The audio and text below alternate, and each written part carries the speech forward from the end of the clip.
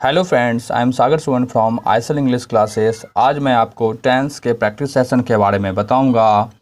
यदि आपको कुछ समस्या होगा तो आप पिछले अध्याय में हमारे चैनल के माध्यम से टेंस चैप्टर को देख सकते हैं, समझ सकते हैं और उसे आप अच्छे से सीख सकते हैं। चलिए, इस अध्याय के माध्यम से, इस लेसन के माध्यम से मैं आपको 30 प्रश्न डाला हूँ इस चैप्टर में, जिसमें 25 प्रश्न का मैं हल करूँगा और 5 प्रश्न का आपको स्वयं हल करना है और उसे कमेंट करके बताएंगे कि कौन सा आंसर सही है और कौन सा गलत है। ओके, चलिए मैं आपको फर्स्ट प्रश्न के क्वेश्चन के बारे में बताता हूँ। फर्स्ट प्रश्न है आपका, I dash working in this school for the last 10 years। यहाँ पे दो ऑप्शन है, एम है और हैव बीन है। आपको मालूम है कि मैं पिछले अध्याय में बताया हूँ यदि किसी वाक्य में फोर सेंस लगा हो और समय सूचक शब्द लगा हो तो वह वाक्य हमेशा प्रेजेंट परफेक्ट कंटिन्यूअस टेंस में होता है। प्रेजेंट परफेक्ट कंटिन्यूअस टेंस में हैव बीन, हैज बीन का प्रयोग होता है। I have been is right answer. तो इसका हिंदी होगा, I have been working in this school for the last 10 years। मैं पिछले 10 वर्षों से इस स्कूल में काम करते आ रहा हूँ। नेक्स्ट, दूसरा नंबर प्रश्न है, हु डैश अमेरिका। अमेरिका की खोज कौन किया है? तो अमेरिका की खोज पास्ट में हुआ है, इसलिए सेंटेंस जो होगा पास्ट इंडेफिनिट में होगा और डिस्कवर का मतलब खोज करना होता है, तो पास्ट टेंस में होगा तो ईडी मतलब discovered is right. Who discovered America. Next one है, थर्ड नंबर प्रश्न है कि डोंट कम इफ इट रैन। मत आओ यदि बारिश होती है। यूनिवर्सल ट्रूथ है, विश्वव्यापी सत्य की बात हो रही है, बारिश की बात हो रही है, तो यहाँ पे प्रेजेंट इंडेफिनिट जाएगा, तो ran is right answer. Next 4 number है, it is time we dash playing tennis. यदि किसी वाक्य में it is time, it is not time, it is high time लगा हो, उसके बाद वाला जो वाक्य होगा वो हमेशा पास्ट इंडेफिनिट टेंस में होता है, मतलब सेकेंड फॉर्म में होता है। तो स्टार्टेड इज राइट आंसर, या समय है हम लोगों को टेनिस खेलने का। नेक्स्ट 5 नंबर है प्रश्न, 5 नंबर है, if I were a king. यदि मैं राजा होता तो मैं अमीर बनता। तो इफ़, यदि कोई वाक्य इफ़ से स्टार्ट हो और उसके बाद वेयर लगा हो तो कल्पना वाला वाक्य होता है, इमेजिनस वाक्य होता है, इमेजिन वाक्य होता है, तो उसके बाद वाला सेंटेंस भी पास्ट में होगा। पास्ट में आप यहाँ पे वुड का विल का पास्ट वुड होता है, would make is right answer. यदि मैं राजा होता तो मैं अमीर बनता होता। नेक्स्ट वन है 6 number, I dash a letter for I dash a letter to her yesterday. मैं उसे कल एक पत्र लिखा। तो कल लिखा तो बीते हुए समय में भी लिखा। यदि किसी वाक्य में यस्टरडे, द प्रीवियस डे, एगो, लास्ट डे या ट्वीट लास्ट टाइम लिखा रहेगा, it is time, it is high time लिखा रहेगा, तो वो हमेशा पास्ट इंडेफिनिट टेंस में होता है। राइट का सेकेंड फॉर्म रोट होता है, तो रोट इज राइट आंसर। मैंने उसे कल एक पत्र लिखा। नेक्स्ट 7 नंबर प्रश्न है, बाय दिस टाइम टुमारो। कल इसी समय तक मैं घर पहुंच चुका हूँगा। मैं ट्रेन में जा रहा हूँ तो मेरे को लग रहा है कल मैं इसी समय तक घर पहुंच चुका हूँगा। तो यदि कोई वाक्य बाय दिस टाइम या बाय द टाइम लगा हो या बाय टाइम वर्ड लिखा हो तो वो वाक्य हमेशा फ्यूचर परफेक्ट टेंस में यूज होता है। तो बाय दिस टाइम मैं घर पहुंच चुका हूँगा, कल इसी समय तक I shall have reached home. Next one 8 number प्रश्न है, he asked me what I dash. He, वह मुझसे पूछा कि मैं व्हाट आई वांट, मैं क्या चाहता था, मैं क्या चाहा। तो जिस टेंस में वो पास्ट टेंस ये बना हुआ है तो आगे भी सेंटेंस पास्ट टेंस में होगा, प्रेजेंट की बात नहीं होगा। तो वांट का second form wanted is right answer. 9 number प्रश्न है, my father dash 70 next month. मेरे पिताजी अगले महीने 70 के हो जाएंगे, हमने फ्यूचर में हो जाएंगे। विल के साथ होने की सेंस के लिए हो रहा है तो होने के लिए वर्ब बी का यूज करते हैं, will be right answer. 10 number है, सी हैबिचुअली डैश लेट। वह लेट से आने का, उसे लेट से आने की आदत है। तो हैबिचुअली, यदि किसी वाक्य में हैबिचुअली हो, यूजुअली हो, रेगुलरली हो, ऑफन हो, डेली हो, एवरीडे हो, एवरी टाइम हो, यदि लगा हो तो वह वाक्य हमेशा प्रेजेंट इंडेफिनिट में लगाया जाता है या होता है। तो प्रेजेंट इंडेफिनिट में सी के साथ भर का फिफ्थ फॉर्म होगा। तो comes is right answer.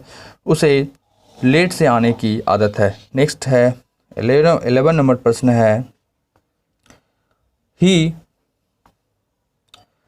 11 number प्रश्न है, everything that dash is not gold. प्रत्येक जो चमकती है वह सोना नहीं होता है। तो साइन का फिफ्थ फॉर्म साइंस होता है। Sign is right answer. Next one है 12 नंबर क्वेश्चन है, we dash here for 2 days. फिर 4 लग गया यहाँ पे, तो 4 लग गया। तो 4 सिंस जब भी लगता है तो वो प्रेजेंट परफेक्ट कंटिन्यूअस में होता है। लेकिन जब मेन वर्ब का पता ना हो तो हेल्पिंग वर्ब के रूप में only for have been has been का प्रयोग करेंगे यहाँ पे। तो we have been here for 2 days. हम लोग 2 दिनों से यहाँ हैं। नेक्स्ट वन है 13 नंबर प्रश्न है, they dash out an hour ago. वे लोग 1 घंटा पहले गए। तो एगो जब रहता है तो वो पास्ट इंडेफिनिट था। प्रीवियस डे, एगो, यस्टरडे, लास्ट डे कोई SP 1947 लगा रहेगा तो वह वाक्य हमेशा पास्ट इंडेफिनिट में बनाया जाता है। तो पास्ट इंडेफिनिट में सेकेंड फॉर्म, गो का सेकेंड फॉर्म वेंट होगा। They went out an hour ago. वे लोग 1 घंटा पहले गए। नेक्स्ट वन है 14 number, Mohan dash tomorrow. Mohan dash to Patna tomorrow. Mohan कल पटना जाएगा या जा रहा है। तो option is right, is going जा रहा है, जाएगा तो है ही नहीं इसमें। तो is going is right answer. 15 number है, I saw him when I dash for a bus. मैंने उसे देखा जब मैं बस का क्या कर रहा था, इंतज़ार कर रहा था। इंतज़ार करता तो नहीं था, आदत नहीं थी, इसलिए वो कर रहा था। जिस समय बस का इंतज़ार कर रहा था मैंने उस समय उसे देखा। तो was waiting is right answer.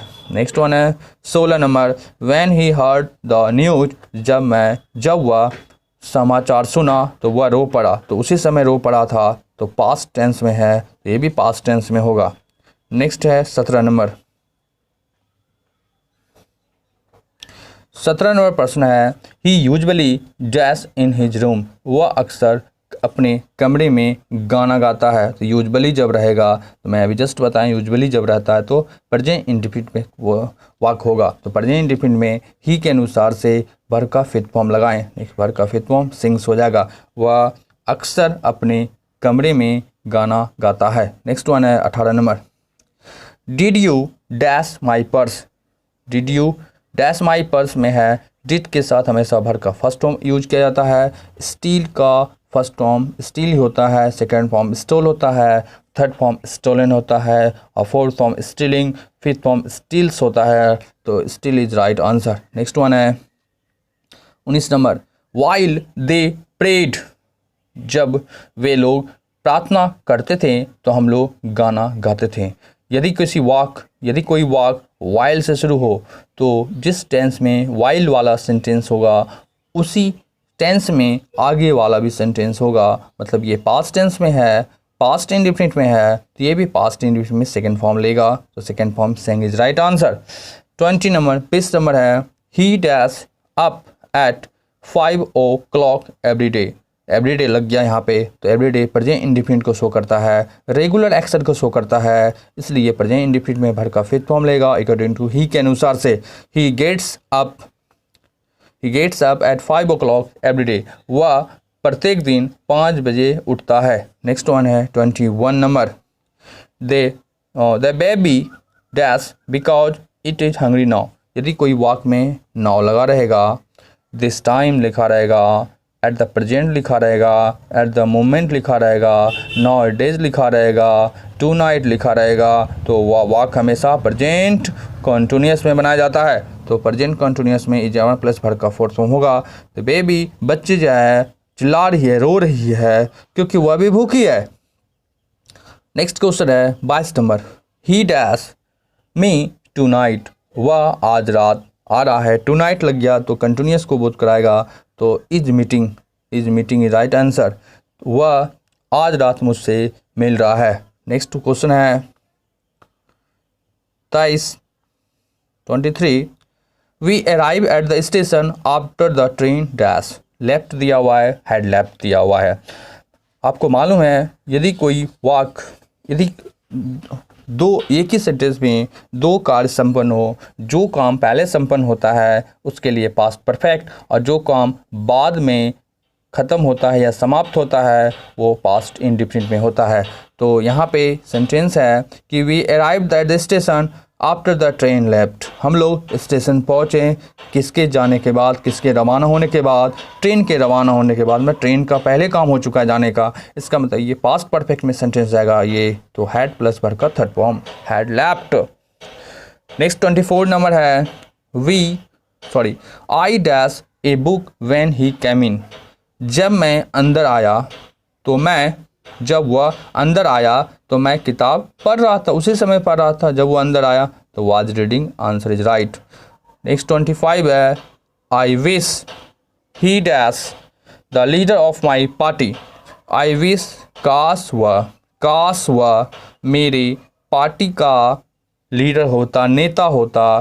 तो यदि कोई sentence I wish, as if या एज दो से शुरू होता है तो वो वाक्य हमेशा पास्ट इंडेफिनिट मतलब इमेजिन वाक्य होता है, कल्पना वाला वाक्य होता है।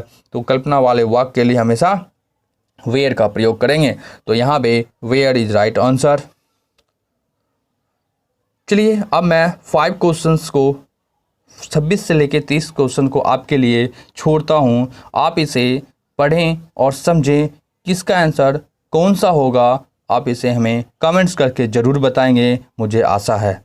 चलिए, मुझे आशा है कि आप इस अध्याय में, प्रैक्टिस सेशन के अध्याय में बहुत कुछ सीखे होंगे कि कैसे क्वेश्चन आता है और कैसे उसका हल होगा।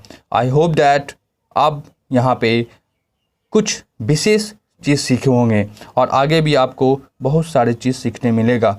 आप हमारे चैनल में बने रहिए और सीखते रहिए। यदि आपको यह वीडियो अच्छा लगा होगा तो आप हमारे चैनल को शेयर, कमेंट, सब्सक्राइब और लाइक ज़रूर करें, मुझे आशा है। Okay, thank you for watching my video.